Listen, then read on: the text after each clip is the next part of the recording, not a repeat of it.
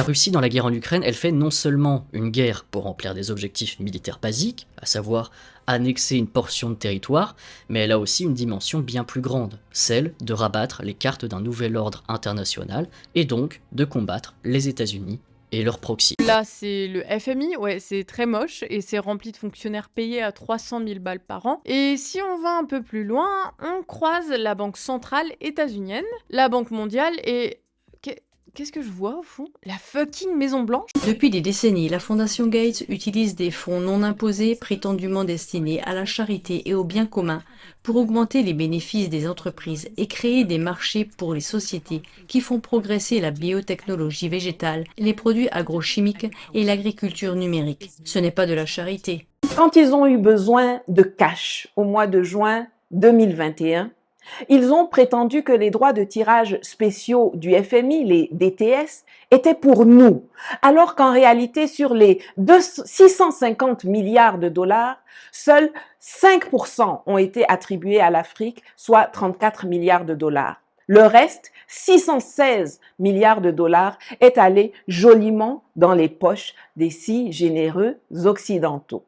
Le FMI est basé littéralement à 5 minutes à pied de la Maison Blanche états-unienne, au calme. Non, mais il faut bien comprendre le truc, hein. Ça veut dire que tous les administrés du FMI partagent le même quartier et les mêmes restaurants que tous les administrés de la Banque fédérale états-unienne, de la Banque mondiale et de la Maison Blanche. Donc ça, c'est le monde de la finance qu'on prétend indépendant, machin. Non, en fait, c'est juste une bulle avec les mêmes personnes qui sont surpayées, qui défendent les mêmes intérêts, qui partagent les mêmes conversations, les mêmes amis, qui sont probablement mariés entre eux. Le contrôle des semences par les entreprises va à l'encontre des droits des agriculteurs, inscrits dans les conventions internationales. Il met en péril les moyens de subsistance des populations, en augmentant la faim et en zappant les traditions culturelles. Un agriculteur qui plante une patate, ça c'est réel. Mais la circulation des obligations d'État remboursées par le FMI, garanties par les États occidentaux qui eux-mêmes empruntent au même marché financier, qui ont emprunté au Sri Lanka et dont les actifs pourris sont rachetés par la BCE, le tout dans des objets dérivés à multiples effets de levier gérés par des robots, ça n'a aucun sens, d'accord? Aucun. Renflouement. Le renflouement est ce qu'il y a de mieux à faire. Renflouer la compagnie d'assurance. Les lois sur les semences peuvent même interdire aux agriculteurs de subsistance d'échanger des semences ou de les conserver pour les ressemer, comme ils l'ont fait pendant des générations. Désormais, un tiers des terres ukrainiennes appartiennent à DuPont, Cargill et Monsanto. 4 groupes semenciers contrôlent aujourd'hui déjà plus que la moitié du marché mondial des semences.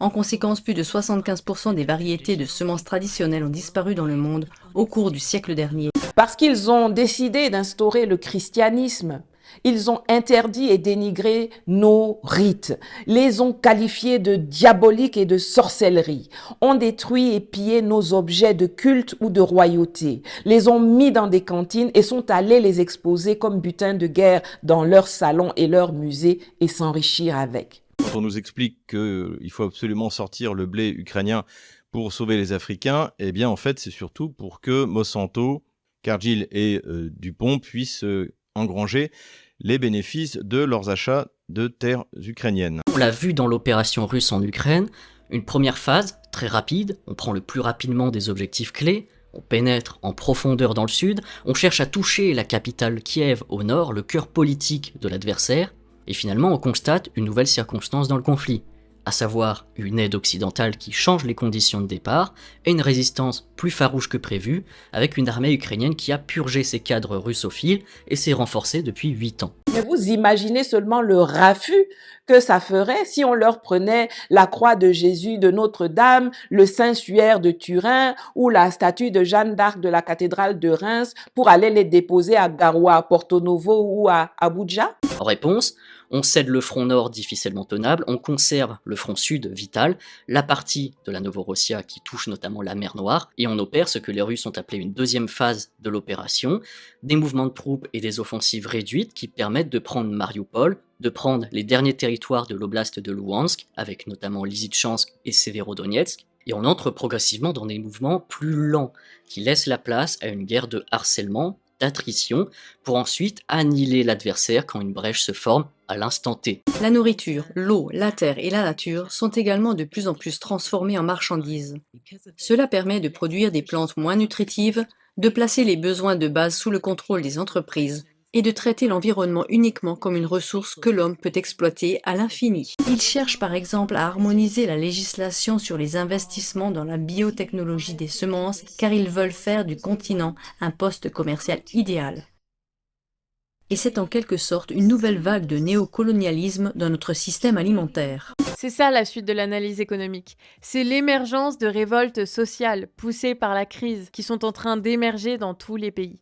Le peuple sort dans la rue, souvent sans organisation politique, pour réclamer la baisse du prix du pain et de l'essence qui les empêche de vivre. Il est de notre devoir de nous battre pour connaître, écrire et raconter nous-mêmes notre histoire, sans avoir à partager ces tâches sensibles avec quelqu'un d'autre. Des gens qui, comme au Sri Lanka, s'organisent d'eux-mêmes pour se parler, pour se convaincre, se nourrir, se déplacer et finalement être offensifs contre leurs représentants, oui, mais aussi contre le FMI et ce qu'il représente. Mais de nouveau, dans la politique du fou, Washington prend le risque d'un accident nucléaire grave en Europe plutôt que d'admettre sa défaite face à l'armée russe. The risks in terms of consequences of such shellings is of course really huge. I mean, it can lead to such a catastrophe like the Chernobyl one. Il paraît évident que cet énorme bobard a du mal à passer. Et on ne comprend pas que l'Union européenne, que le régime socialiste français n'envoie pas un ultimatum à Zelensky pour que ces bombardements cessent. I really do not